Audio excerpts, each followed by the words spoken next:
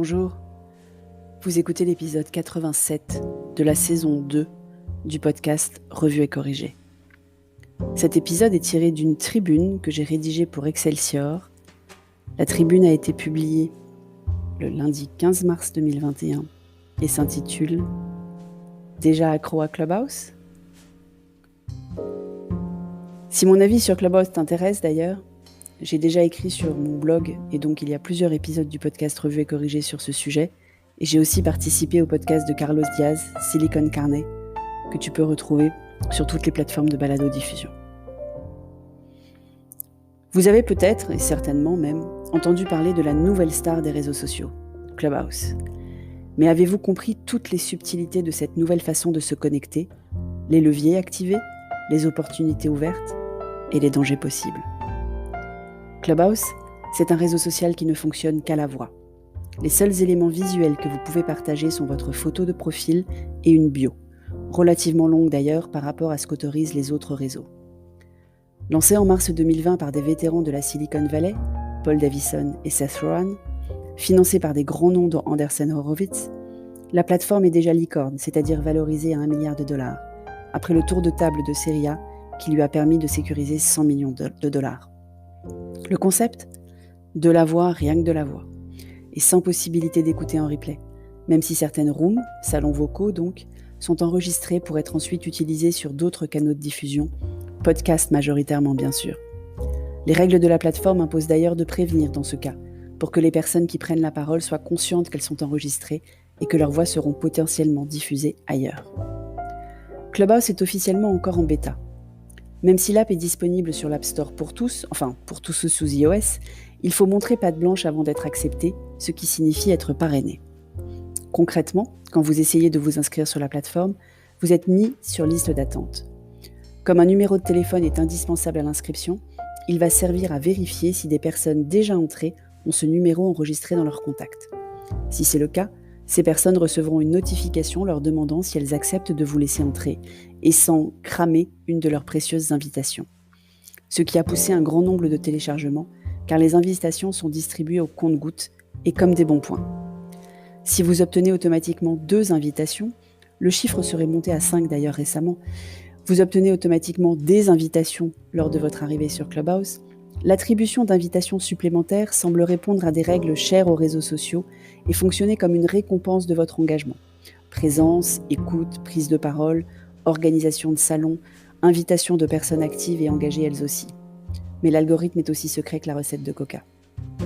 Tout dans Clubhouse d'ailleurs va dans un sens et un seul, comme sur les autres réseaux, vous gardez engagé sur la plateforme. D'abord l'exclusivité bien sûr. Tout le monde ne peut pas avoir accès et en premier lieu les personnes ne possédaient pas d'iPhone. Les fondateurs ont annoncé l'embauche des premiers développeurs Android récemment, donc ça devrait changer prochainement, mais les seuls utilisateurs Android qu'on croise sont connectés sur leur iPad ou second téléphone. Ensuite le FOMO, Fear of Missing Out. Si vous avez raté la room de Elon Musk ou celle de Jamel Debbouze, tant pis pour vous. Il faut être connecté sur la plateforme au bon moment, ou suivre un grand nombre de personnes avec toutes les notifications activées pour être certain ou certaine de ne rien rater. Malgré les recommandations données par The Social Dilemma, de nombreux clubbers ont activé les notifs à cause de cela. Enfin, les vanity metrics. Le nombre de followers, mais aussi qui vous followez. Puisque lorsque vous assistez à une room organisée par quelqu'un qui vous suit, vous êtes automatiquement propulsé au premier rang, et plus visiblement de tous les participants. Ce qui encourage les autres auditeurs à vous suivre, et donc augmente votre nombre de followers. Prendre la parole, à bon escient, est bien sûr une autre façon de gagner rapidement des followers pour peu que la room soit suivie. A l'inverse, comme sur Twitch, le nombre de participants et de rooms augmentant, on risque fort de trouver des rooms très peu écoutés. Clubhouse s'est lancé en pleine pandémie mondiale, et au départ avec une audience très Silicon Valley. La capillarité des invitations, puisque j'invite ceux qui sont dans mon carnet d'adresses et uniquement ceux et celles-là, a bien sûr joué à plein pour attirer VC, fondateurs emblématiques et autres satellites de l'écosystème de la tech en premier lieu. La proximité induite par la voix, le manque de rencontres physiques et le temps rendu disponible par l'arrêt d'un certain nombre d'événements réseau a donné une place importante à la plateforme. Clubhouse a aussi occupé un espace qui n'existait pas encore du casual audio. Si Twitter est le casual de l'écrit par rapport au contenu des blogs et autres newsletters, et TikTok le casual de la vidéo par rapport à la production de vidéos longues sur YouTube, Les podcasts n'avaient pas encore leur contrepoids et la voix éphémère n'existait pas, mais ça, c'était avant. Clubhouse, c'est donc comme si vous entriez dans un bar. Vous pouvez aller directement à la table où sont installés vos amis sans vous arrêter. Mais comme il y a le sujet de discussion en cours posé en évidence sur chaque table devant laquelle vous passez, vous pouvez passer écouter, demander à prendre la parole si ça vous intéresse d'échanger, ou au contraire partir discrètement si cela ne vous a pas inspiré. Les opportunités d'échange synchrone sont rares sur les autres plateformes, et le nombre de sujets possibles infini, ce qui en fait pour l'instant un outil assez unique de connexion en totale sérendipité. Forcément, au début sur Clubhouse, on parle beaucoup de Clubhouse. On parle aussi beaucoup tech, levée de fonds, entrepreneuriat, recrutement et autres sujets très LinkedIniens et professionnels. Mais on trouve aussi des jeux, du stand-up, des concerts, des clubs de lecture et des marques. Pour les marques, le champ des possibles est encore à inventer. Certaines marques de spiritueux, production ou distribution, organisent des échanges avec leurs sommeliers et ont même créé des kits dégustation à acheter sur leur site en prévision des rooms qui vont accompagner la découverte. D'autres marques mettent en avant leur top management en format questions ouvertes pour répondre aux questions de leurs clients. D'autres encore en profitent pour donner accès à leurs ambassadeurs célèbres. Enfin, certaines préemptent le terrain en parlant de tout sans lien concret avec leurs produits ou services et en étant ultra présentes dans les photos de profil de leurs collaborateurs. La dernière tendance de l'employee advocacy ? Pour les créateurs, à qui la plateforme assume d'être destinée, ce qui explique l'intérêt de Anderson Horowitz d'ailleurs, les opportunités de créer ou d'animer une communauté dans le vrai sens du terme sont nombreuses. Clubhouse annonce d'ailleurs proposer prochainement une possible monétisation de l'accès au contenu créé, tout ou partie, dans un modèle à la Substack qui ferait la part belle aux créateurs. Mais on ne peut pas parler de Clubhouse et de son explosion phénoménale ces dernières semaines, puisqu'il gagne en moyenne 2 millions de clubbers par semaine, sans évoquer les premières controverses associées à la plateforme. Je le mentionnais plus haut, si vous voulez suivre des gens et trouver votre réseau, vous devez autoriser l'accès à votre carnet d'adresses. Et là, vous verrez immédiatement combien de personnes déjà sur la plateforme ont aussi enregistré le numéro de votre dentiste ou de votre restaurant préféré, sans que le dentiste ou le restaurant en question ne le sache d'ailleurs. Ensuite, même si les organisateurs de rooms ne sont pas censés enregistrer sans vous prévenir, Clubhouse enregistre tout. Ils affirment que c'est à des fins de modération a posteriori, pour pouvoir écouter les salons dont quelqu'un s'est plaint, ce qui est possible assez simplement lorsque vous écoutez pour dénoncer un speaker en particulier, par exemple par rapport à des propos tenus. Si vous essayez d'enregistrer votre écran ou de lancer votre dictaphone pendant que vous êtes dans une room, vous recevez une notification vous alertant que vous êtes en violation des principes de l'appli. Cependant, rien ne peut techniquement vous empêcher d'avoir un autre appareil à côté de votre iPhone ou branché à votre iPhone pour enregistrer tout ce qui se dit à l'insu des participants, sans même être on stage d'ailleurs.